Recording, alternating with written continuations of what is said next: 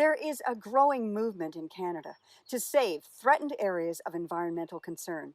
The Pickering federal lands should be among them. True, we're hardly wilderness, here inside the most populous, urban, and diverse region of the country, but that is precisely why we must be included. Ironically, in one respect, we're already protected, and have been for almost half a century. But this protection was completely accidental, the exact opposite of the original objective. Today, we're half farmland and half national park, right on Toronto's doorstep. How this came to be is a tale of vision in the wake of decades of negligence, waste, and entirely predictable unpredictability. It began in 1972, when 18,600 acres of farmland and thriving rural communities northeast of Toronto were expropriated for a major international airport that was never built. It was a time when aviation was the way of the future and the sky was the limit. But the airport faced fierce opposition. A grassroots movement, People or Planes, rallied farmers, artists, housewives, business people, politicians, hippies, and members of a burgeoning environmental movement, back when green was just a color, long before it was a way of life.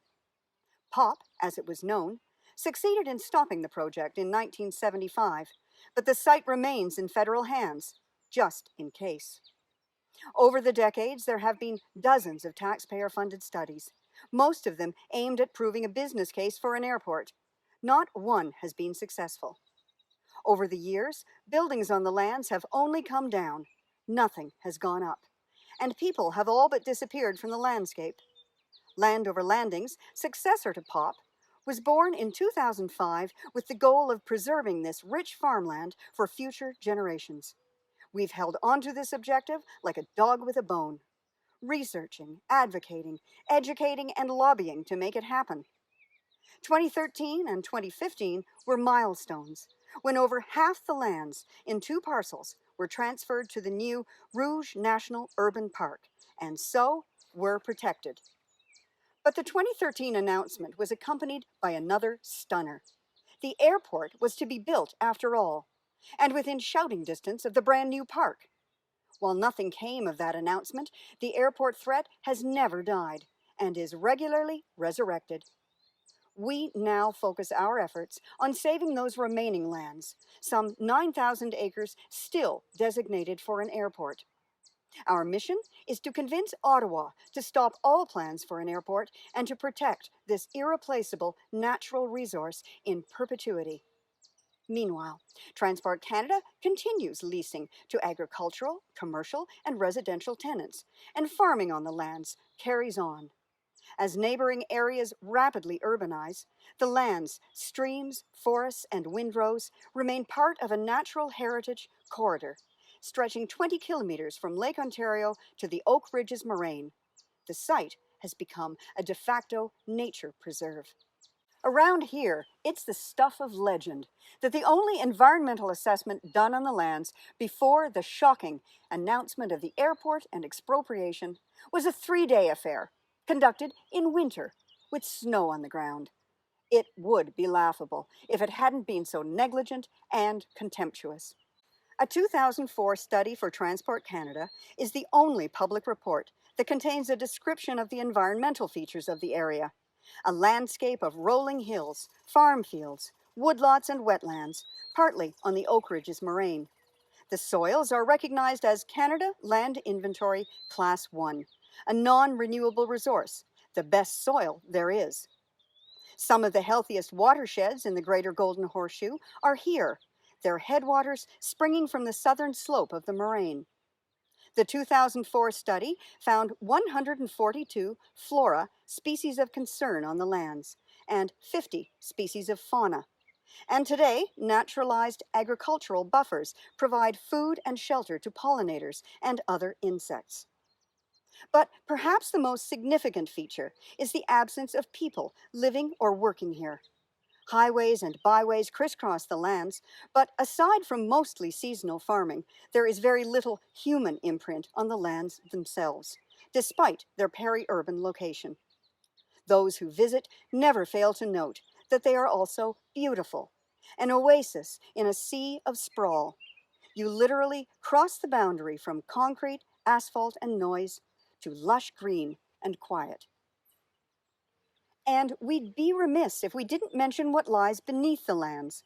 Indigenous habitation over millennia has left a wealth of archaeological and cultural traces of the Wendat, who lived in large agriculture-based settlements.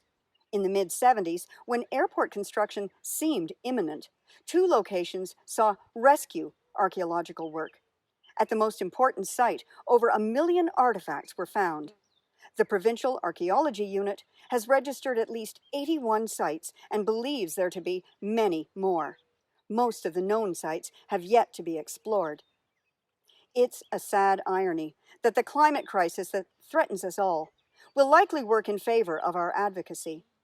There are reasons why all over the world airports are closing and new ones aren't being built. And this was a developing situation even before COVID. Aviation has an emissions problem and no ready solutions. A new airport anywhere during a climate crisis and post-COVID makes no earthly sense. To build one here, of all places, replacing prime farmland with asphalt and concrete would be unconscionable. More irony. Our battle is not with Ottawa alone. These days, we fight to get our local politicians to face facts.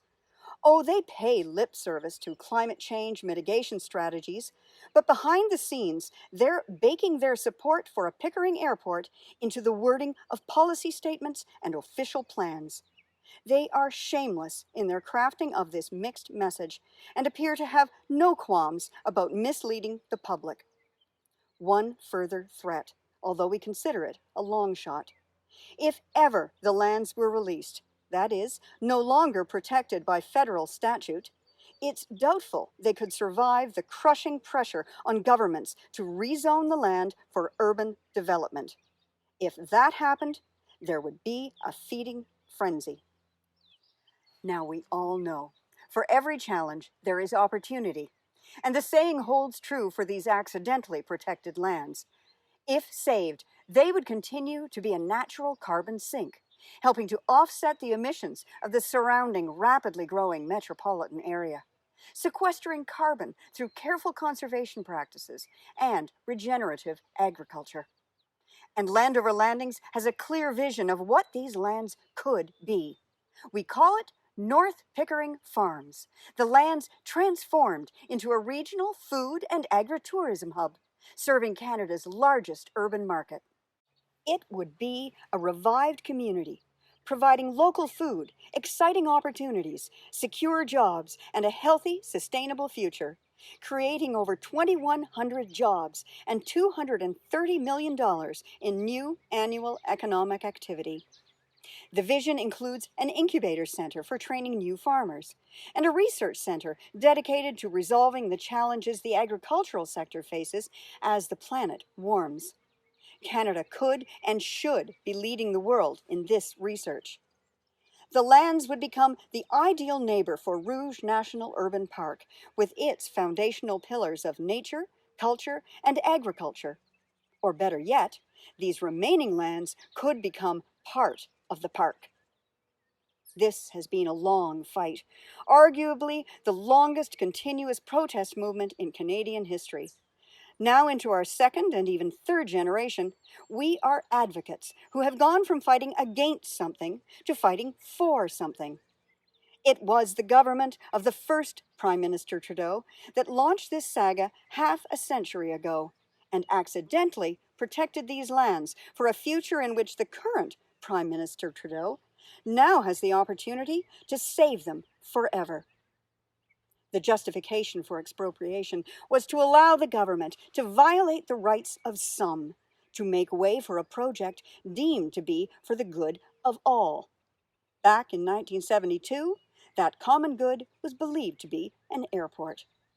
Today, we can't imagine a better public good than to protect these lands on purpose, for the right reasons, in perpetuity, before it's too late. An oasis of fresh food, fresh air, fresh water, and a reimagined, revitalized future for all.